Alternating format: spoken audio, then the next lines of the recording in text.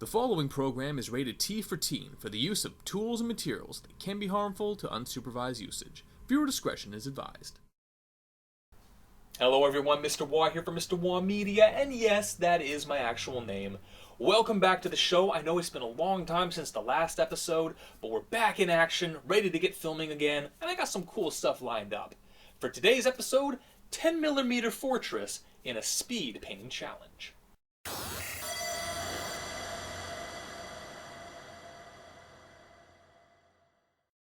Welcome back to the channel, everyone. I know it's been a minute since we've seen each other last, and I am actually really sorry about that.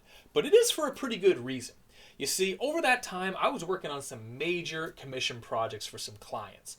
Now, once the NDAs wear off, I can actually talk a little bit behind the scenes. I can show you some pictures and whatnot. I might even make an episode out of it. But until then, I do have to respect the NDAs, so it does need to remain a mystery for now. Today's episode is going to be a speed painting challenge for two reasons in particular. One, Owen is still outside the store picketing until I give him a castle, so I guess I need to get this out of the way. But number two, and probably more important, I have a game tonight. We're going to be playing Warmaster, which is a 10mm based fantasy game. The only problem is we need a fortress, and none of the other players actually have one. So, if you'll look at the time, I've only got a couple hours to bang this thing out before we start gaming with it. So, can we build it? Let's find out.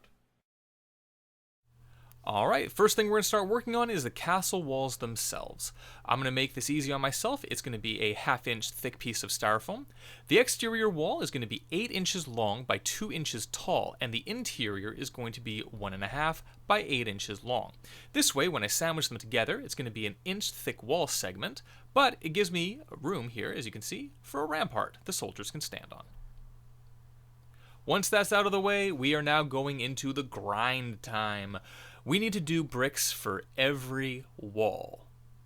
Yeah, this is going to take a while. Now you could, if you wanted, to go in and start hand drawing them in. For me, I've just used the ruler, put them about 1/2 centimeter in width, you can see there, and I'm just going to pencil these in one by one. I'm going to do a time lapse because this is going to take a very long time, but you get the gist of what I'm going for here.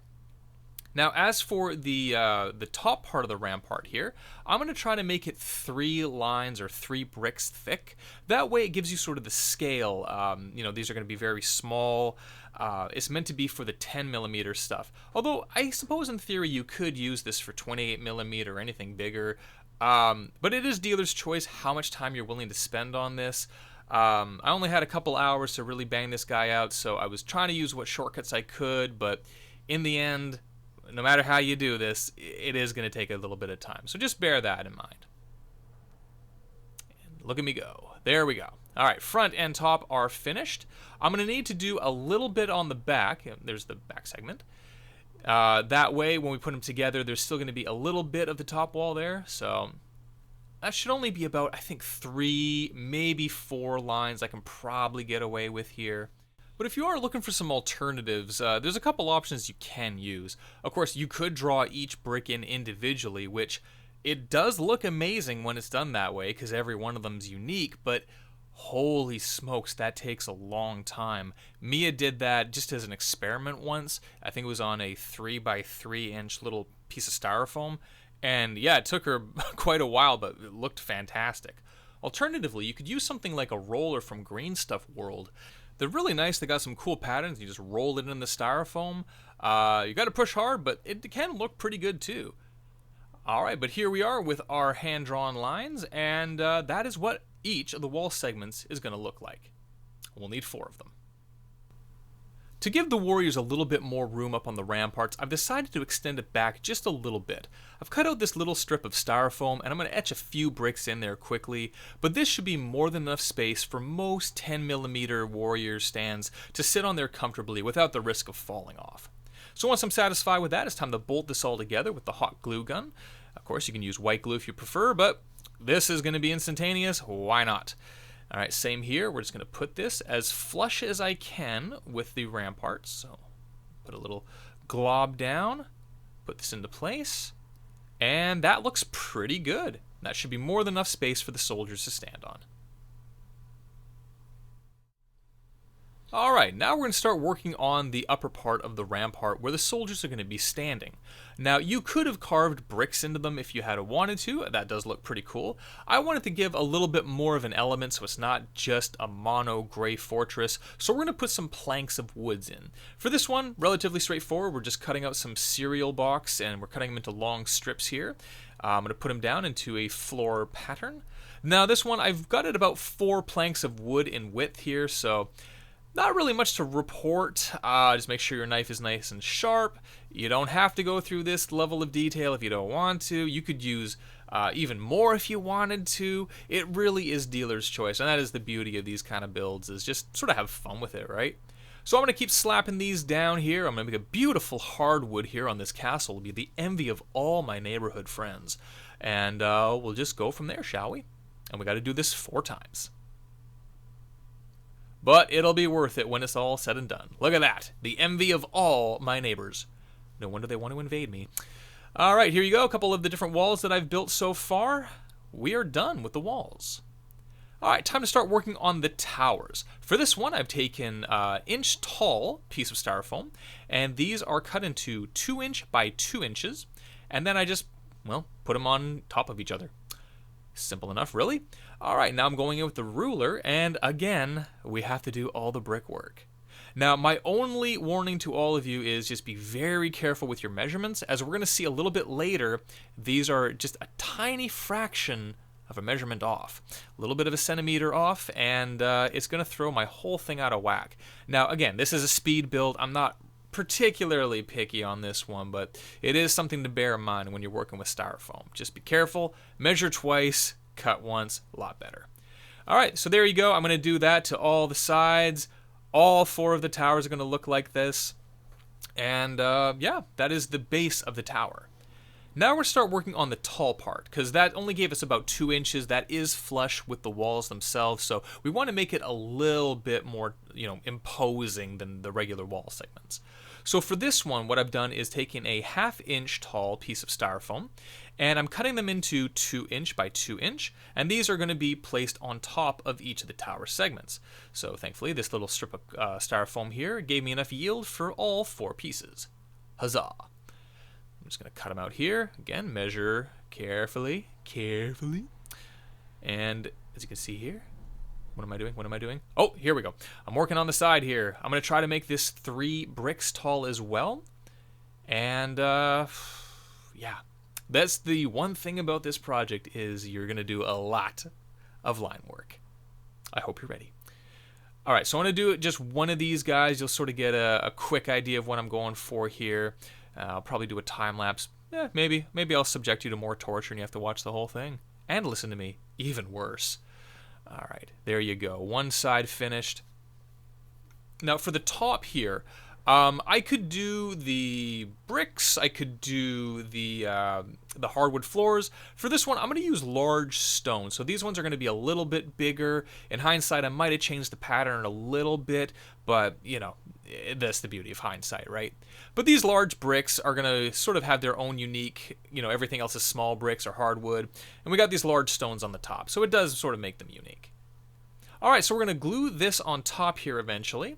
And that is what our tower is going to look like. But we do need some protection for any soldiers that's going to be up there. So we're going to cut a very thin piece of styrofoam here. And we're going to etch some bricks in once I get my sort of measurements here. All right, that looks good. Now, again, the beauty of hindsight is the 10 millimeter war stance for Warmaster. If I had done walls on all 4 sides of this tower, it's not quite enough with 2 inches. I'd have to do maybe like 2 1/4 to have them sit there comfortably. So as sort of a workaround, I'm only putting wall segments on sort of an L shape, and that'll be on each of the different towers. So it's not quite historically accurate, of course. It's more for a modeling thing, and again, more of a oversight on my part. But hey, it's gonna look cool when it's all done. I'm sure it's still gonna be the envy of all my neighboring warlords. Yeah, I'll keep telling myself that. Maybe one day it'll be true. Man, there are a lot of bricks in here. I'm running out of narration. Oh well, you guys love me, right? All right, here we go. We're going to bolt these into place here. 1, 2, and voila. Just going to hack off the excess here. Do a little bit of brickwork on the end cap there just to really tie it all together. And there we go. That is our topper for the tower. And you got to make 4 of them. But once that torture's done with, it's time to start working on the front door. Knock, knock. This one here is 1.5 inches tall by 1 inch wide, and what I've done is chopped off the top corners, as you can see there, just to give us an interesting shape. Then I've taken a very thin strip of the styrofoam. I'm going to start cutting it into place here. Now with this one, all you got to do is keep rotating it around, and you're going to get this really nice symmetrical looking door. Make sure you have a nice sharp blade. Otherwise, if you're going with a little bit blunt, as you can see there, I had to do a second chop. It kind of tears the styrofoam, and you don't really want to go for that. So as I always say in these videos, make sure you're, for one, be safe, and 2, use a nice sharp blade, because it saves you a lot of headache down the road. So you can see here, this is all just sort of falling into place nicely here. I just move the pieces back and forth with the angle. I'll have to cut it a little bit here so I can finish off the last piece. But yeah, for a 10mm door, like this looks really cool, and it's really going to stand out, I think. Alright, once we have our basic shape, it's time to start working on some detail work. So for this one, I'm going to go in with the pen and do some very tiny brickwork on this door frame. Now be careful, especially when you're working with something this small. I made a little bit of a hiccup halfway through this thing. The brick turned out a little bit messy, and I was like, I don't really want to pry it out. But something of this small scale, I don't think anyone's really going to notice. But just bear that in mind when you're working with the styrofoam.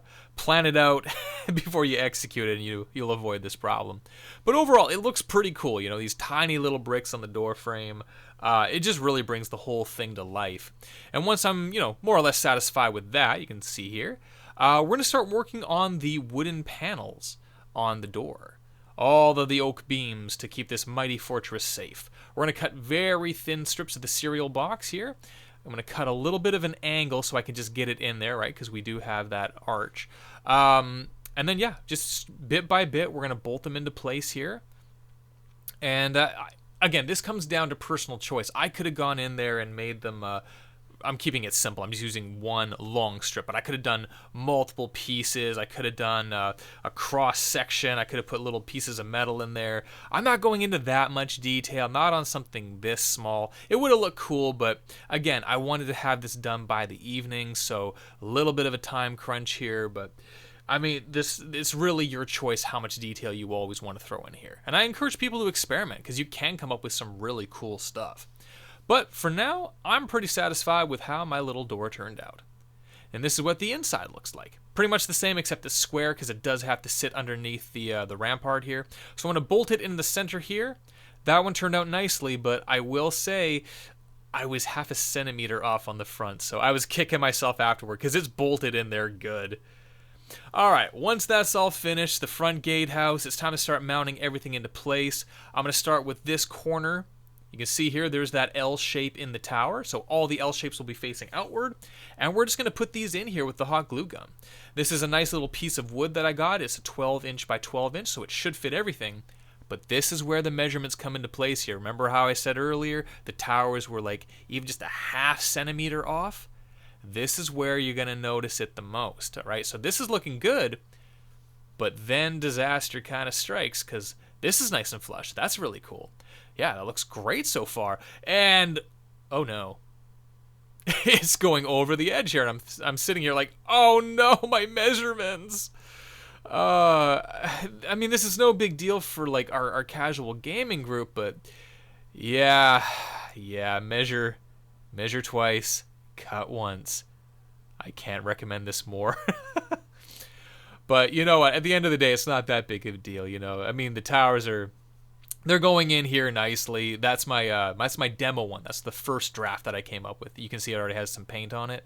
It'll probably get painted over to match everything else, but I usually make one wall prototype before I even start filming.